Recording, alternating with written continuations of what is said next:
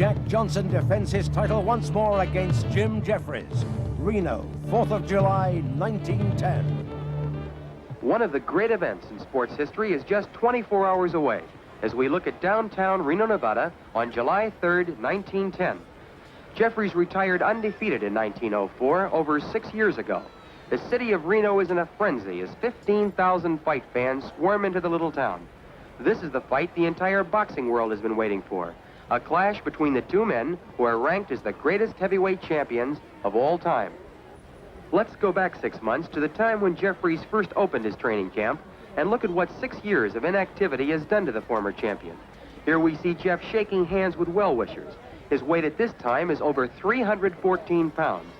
Also visiting Jeff are former heavyweight champions John L. Sullivan to your right and James J. Corbett to your left. There had been an 18-year feud between these two great fighters, which is finally patched up on this very day.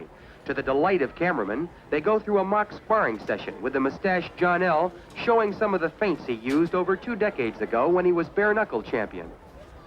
A final handshake ended all of the bad feeling between the two. We're seeing the stadium being built, which will feature the biggest sporting event of the century. This is the first time in pugilistic history that an arena has been built specifically for one special prize fight. The promoter is the fabled Tex Rickard, who paid $120,000 in gold to capture this sporting plum. It's now July 1st, just 3 days until Jeffries and Johnson enter the ring. Unbelievably, you are looking at a 226-pound Jim Jeffries. Jeff has done what many experts had predicted was virtually impossible. He has recaptured his fighting form and shed over 110 pounds in the process. On this particular day, he's loosening up in preparation for 3 rounds of sparring with the legendary Joe Shawinski. A crowd of over 1,000 fight fans is present to watch Shawinski, a man considered one of the great fighters of the era, demonstrate to Jeffries the various moves he used to whip Jack Johnson, the present champion. Shawinski, the smaller fighter in long white boxing tights, enjoys a unique distinction in heavyweight history. Not only did he hold Jeffries to a 20-round draw, a remarkable feat considering that Jeffries has never been beaten, but in addition, he knocked out Jack Johnson in 3 rounds back in 1901, which places Shawinski in a category with the great fighters of the period. He thinks nothing of giving away as much as 100 pounds to an opponent and then proceeds to knock him out. It's 6:30 in the morning, July 4th, 1910. It seems scarcely conceivable that this seemingly carefree James J. Jeffries, in just 6 hours, will be in the toughest fight of his life against one of the greatest fighting machines in the history of boxing. At the same time, champion Johnson takes his morning constitutional. Now at 9 o'clock in the morning, the trains are arriving every half hour, bringing fight fans to see the match that has been billed as the Battle of the Giants. No sooner does one train unload when the next one pulls in jammed to capacity. Outside the arena, 4 hours before fight time, $50 ringside seats are being scalped for $125 each. And in 1910, $125 represented the purchasing power of nearly $7,000 today. Extensive motion picture coverage has been planned as the entire world waits for the results. 20 minutes before fight time, the light heavyweight champion of the world, Philadelphia Jack O'Brien, is introduced to the packed stadium. Here's Abe Attell, featherweight champion of the world, and ranked as one of the greatest boxers of all time, regardless of division. But the man who gets the finest ovation is bare-knuckle champion Jake Kilrain. Fans will never forget Jake's 75-round fight with champion John L. Sullivan. At exactly 3 minutes to 1, a hush settles over the stadium as champion Jack Johnson makes his way through the crowd. Jack always insists on being the first to enter the ring. He takes this superstition so seriously that it's actually part of the conditions of the contract. From the moment Johnson enters the ring, the big golden smile, which is his trademark, never leaves his face. A grimly determined Jeffries enters the ring 4 minutes later. The fight is scheduled for 45 3-minute rounds, and the temperature is 110 degrees of suffocating heat. Champion Johnson is in brilliant physical condition, weighing 212 pounds. Jeffries, at 226 pounds, is fighting at the same weight at which he last defended the heavyweight championship in 1904 against Jack Monroe. It was a tremendous task for Jeff to get himself into the rock-hard conditioned fighter he is today.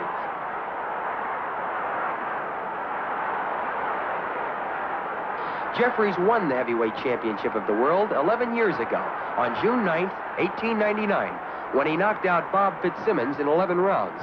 After successfully defending the crown 7 times in that period between 1899 and 1904, he retired undefeated, having beaten every prominent heavyweight who wanted a chance at his crown. Round 1 draws to a close with both men conserving their energies, knowing there are a possible 44 rounds to go.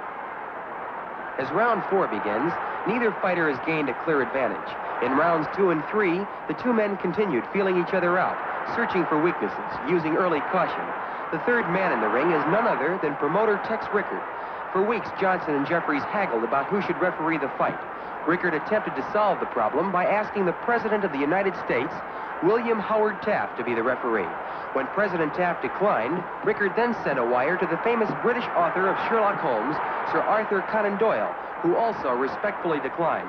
Finally, Rickard, who has never refereed a prize fight in his life, nominated himself as the third man in the ring. While he was in training, Champion Johnson had read the glowing accounts of the giant-like strength of Jeffries. It said that no man living can tie Jeffries up in close. When Johnson heard this, he said that he was not only going to tie Jeffries up in the clinches, but that he was going to actually twist Jeff's arms behind his back in order to completely neutralize the strength of the challenger.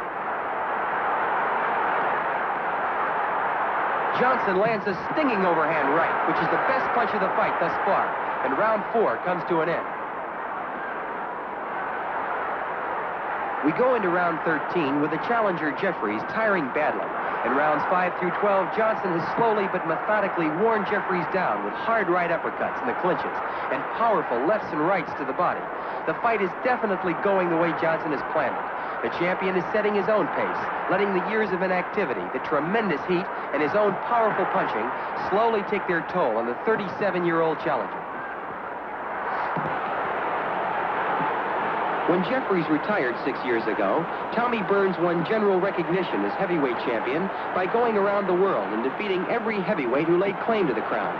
Burns lost his title December 26, 1908, just 2 years ago to Jack Johnson in Sydney, Australia, in a spectacular contest. Johnson returned to the United States and last year, in 1909, successfully defended his title against the middleweight champion of the world, Stanley Ketchel. This is Johnson's second title defense, and Jeffries is considered by far the most formidable opponent that Johnson has ever had to face. Both men are now feeling the effects of this tremendous heat, but it's the champion, Johnson, who definitely appears to be the stronger of the two. A smashing right hand by Johnson is followed by a jolting right uppercut. Champion Johnson is getting a $60,000 guarantee for this title defense, by far the biggest ever made to date. Jeffries' guarantee is $40,000, plus the astronomical figure of $75,000 for signing with Rickard for the fight. 1,500 never-say-die fans crashed over the fence when there simply were no more seats to be sold. In Rickard's financial breakdown of the fight, these same 1,500 crashers were listed as complimentaries. In the previous round, Johnson relentlessly pursued Jeffries all over the ring. Here in round 15, he rushes Jeff against the ropes and lands a hard right uppercut. He follows it up with 3 left hooks, and Jeffries goes down for the first time in his entire professional career. The crowd leaps to its feet at the shock of what's happened. Jeff rises and gets hit with a smashing left hook, which sends him out of the ring. Jeff's chief second, with the help of a fan, lifts him to his feet. Johnson rushes Jeffries across the ring, where he floors Jeff with a paralyzing right to the head. Rickard steps between the two fighters as Sam Berger, in dark vest and hat, rushes in and stops the fight to save Jeffries from further punishment. James J. Jeffries suffers the first and only defeat of his entire professional career, while Jack Johnson successfully defends his World Heavyweight Championship.